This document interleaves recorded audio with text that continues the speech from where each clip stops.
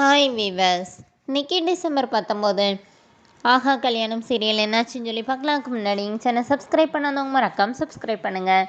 இன்றைக்கி என்ன அப்படின்னு சொல்லி பார்த்தீங்கன்னா, மகா இங்கே அவங்க வீட்டில் நின்று பேசிகிட்டு இருக்கும்போதே ஆர்டர் கொடுத்தார்ல, அவர் வர்றாரு. அவர் ஆர்டரை கேன்சல் பண்ணிடலாமா, அந்த ஆர்டருக்கு நாங்கள் தந்த அட்வான்ஸையும் நீ திருப்பி தர வேணாம் அப்படின்னோடனே, பெரிய இடத்துலலாம் என்னால் பிரச்சனை பண்ண முடியாதுன்னொடனே இப்போ மகா கேட்குறாங்க, யார் உங்ககிட்ட பிரச்சனை பண்ணது அப்படின்னோடனே, சூர்யா தாம்மா எனக்கு ஃபோன் பண்ணி இந்த மாதிரி சொன்னார்னோடனே மகாவுக்கு அப்படியே ரொம்ப கோவம் வருது. என்ன பண்ணனே தெரியல. அப்புறமா அவர் நீங்கள் இந்த ஆர்டரை பண்ண வேணாம்னு சொல்லிட்டு அவர் போயிடுறாரு. அப்புறமா மகா நான் பார்த்துக்கிறேம்மா, நீ ஒன்றும் கவலைப்படாதன்னு சொல்லிட்டு வீட்டில் அவங்க அம்மாக்கிட்டே அப்பாக்கிட்டேயும் சொல்லிட்டு அவங்க நேராக இங்கே வீட்டுக்கு வராங்க. இங்கே வீட்டில் எல்லாருமே மகாக்காக தான் வெயிட்டிங்கில் இருக்காங்க. அப்போ வந்தோடனே ராஜேஸ்வரி நில்லு அப்படின்னோடனே இப்போ மகா என்ன சொல்கிறாங்கன்னா, நான் தான் பேட்டி கொடுத்து உங்கள் மேலெல்லாம் எந்த தப்பும் இல்லைன்னு சொல்லிட்டே இல்லைன்னொடனே இப்போ அவங்க சத்தம் போடுறாங்க. அப்போ மகா என்ன சொல்கிறாங்க, நான் செஞ்சது தப்பாகவே இருந்தாலும் நீங்கள் எதுக்கு எங்கள் வீட்டில் போய் மிரட்டினீங்க, எங்கள் வீட்டில் உள்ளவங்க கிட்டே எதுக்காக இப்படி பேசுனீங்க அப்படின்னு சொல்லிட்டு மகா கேட்குறாங்க. அப்புறமா சூர்யா கிட்டே அதுவும் இல்லாமல் எங்களுக்கு ஆர்டரே தரக்கூடாதுன்னு வர சொல்லியிருக்கீங்கன்னொடனே கௌதமும் அவங்க அம்மாவும் ஒருத்தரை பார்த்து சிரிச்சுக்கிறாங்க.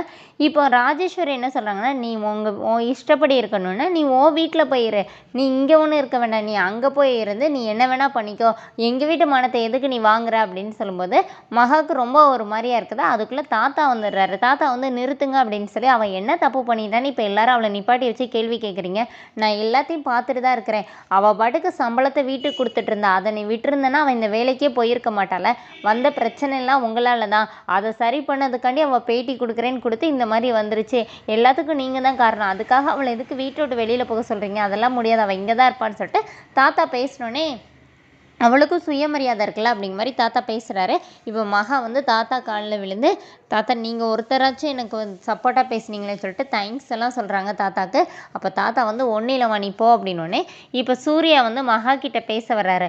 அப்போ மகா கிட்டே என்ன சொல்கிறாருன்னா, இங்கே பாரு, நீ பண்ண தப்பு தானே, நீ இனிமேல் இந்த மாதிரி போகாத, தாத்தா என்ன தான் உனக்கு சப்போர்ட் பண்ணாலும் வீட்டில் எல்லோரும் கஷ்டப்படுறாங்களே அப்படின்னோடனே இப்போ மகா என்ன சொல்கிறாங்கன்னா, சரிங்க நீங்கள் சொன்ன மாதிரி நான் போகலை அப்படின்னோடனே இப்போ சூர்யா என்ன சொல்கிற நீ அப்படின்னு சொல்லிட்டு அதிர்ச்சியில் கேட்குறாரு.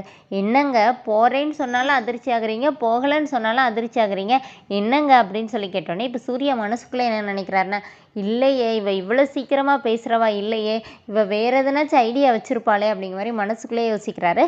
அதோடு என்னோட எபிசோட் ரன் பண்ணியிருக்காங்க. தேங்க்யூ.